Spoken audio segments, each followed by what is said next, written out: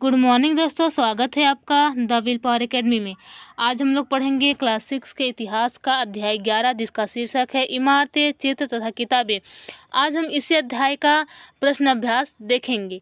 तो आइए हम शुरू करते हैं, जिसका पहला प्रश्न है निम्नलिखित का सुमेल करो। इसमें 2 कॉलम दिया गया है।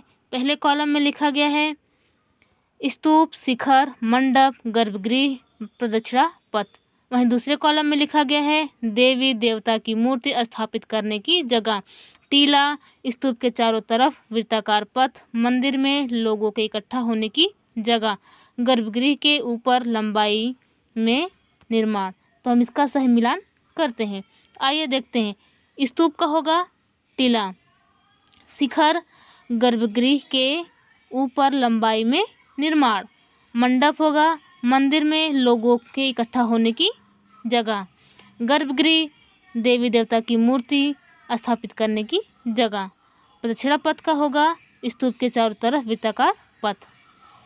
तो हम अब आगे बढ़ते हैं और हम अगला प्रश्न देखते हैं।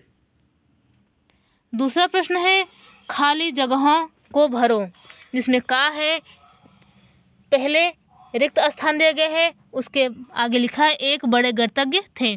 तो हम रिक्त स्थान में लिखेंगे आर्यभट्ट। आर्यभट्ट एक बड़े गणतज्ञ थे।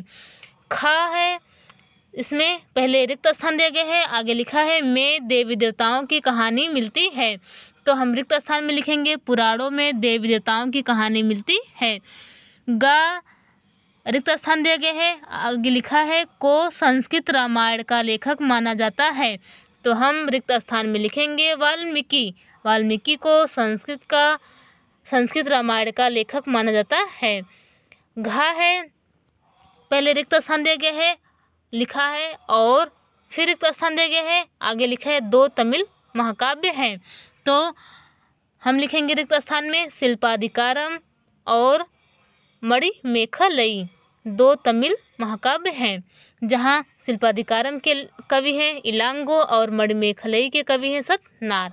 आइए हम आगे बढ़ते हैं। आगे है आओ चर्चा करें। तीसरा प्रश्न है धातुओं के प्रयोग पर जिन अध्यायों में चर्चा हुई उनकी सूची बनाओ। धातु से बनी किन किन चीज़ों के बारे में चर्चा हुई है या उन्हें दिखाया गया है। तो आइए हम इसका उत्तर देखते हैं। यहाँ कॉलम बनाया गया है, कॉलम में लिखा गया है जिन अध्याय में धातु के प्रयोग पर चर्चा हुई है वे अध्याय कौन कौन से। अध्याय 3 आरंभिक नगर, अध्याय 4 क्या बताती हैं हमें किताबें और खबरें। दूसरे कॉलम में लिखा है जिन धातुओं की बनी हुई वस्तुओं की चर्चा अध्याय में की गई है, जिसमें तीसरे अध्याय में की गई है तांबा, सोना, चांदी। वहीं चौथे अध्याय में क्या बताती है हमें किताबें और खबरें में लोहा और सोना की चर्चा हुई है। आगे चौथा प्रश्न है पृष्ठ 122 पर लिखी कहानी को पढ़ो। जिन राजाओं के बारे में तुमने अध्याय 5 और 10 में पढ़ा है उनसे यह बंदर राजा कैसे भिन्न या समान था।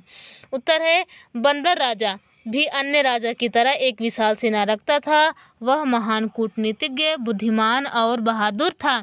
वह समय पर उचित निर्णय लेने में समर्थ था।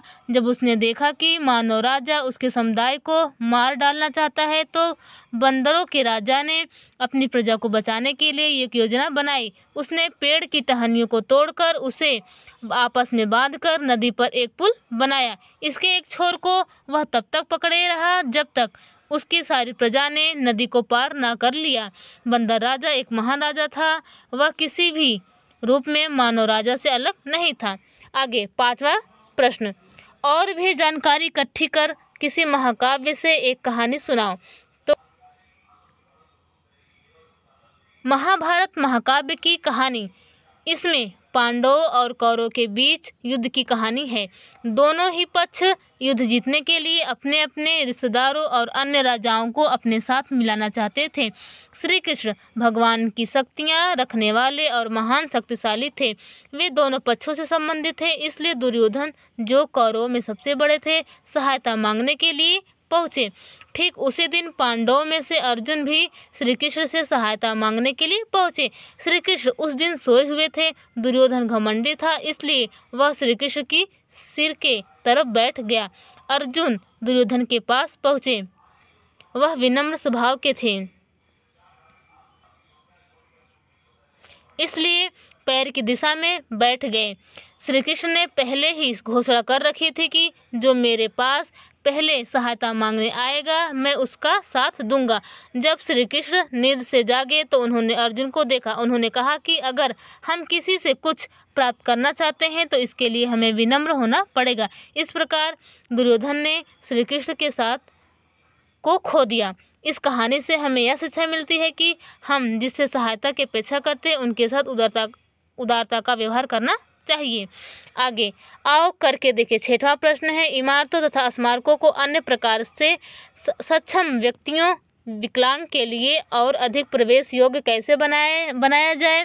इसके लिए सुझावों की एक सूची बनाओ। उत्तर है, इमारतों तथा स्मारकों में ढलान वाले प्रवेश द्वार की सुविधा होनी चाहिए। दूसरा है, सीढ़ियों के बाजू में रैंप की व्यवस्था होनी चाहिए। तीसरा है, टिकट घर में अलग खिड़की की व्यवस्था की जाए। चौथा है, व्हील चेयर की व्यवस्था की जाए। 5वां है, इस तरह व्यक्तियों के लिए उचित रोशनी का प्रबंध होना चाहिए तथा खाली स्थान से अलग प्रवेश द्वार की व्यवस्था होनी चाहिए। आगे 7वां प्रश्न है, कागज के अधिक से अधिक उपयोगी की एक सूची बनाओ। उत्तर है, लिखना, पुस्तकें छापना, अखबार छापना, डिब्बे बनाना, कृत्रिम गुलदस्ता बनाना, खेल का सामान आदि। 8वां प्रश्न है, इस अध्याय में बताए गए स्थान में से तुम्हें किसी एक को देखने का मौका मिले तो किसे चुनोगे और क्यों। तो उत्तर है, मैं ऐहोल का दुर्गा मंदिर देखना पसंद करूंगी क्योंकि इसे बौद्ध मंदिर की तरह बनाया गया है। इसमें बुद्ध चैत्य मंदिर का सीधा सामने गोलाकार पिछला डिजाइन है। आमतौर पर मंदिर के सामने एक बरामदा है और इस मंदिर की अनूठी विशेषता यह है कि पूरी संरचना एक गलियारे से घिरी हुई है। आसपास की गलियारे की दीवारें प्रारंभिक चालुक्य मूर्तिकला को दर्शाती है। तो आज का प्रश्न अभ्यास हमारा यही समाप्त होता है। आज के लिए बस इतना ही। Thank you.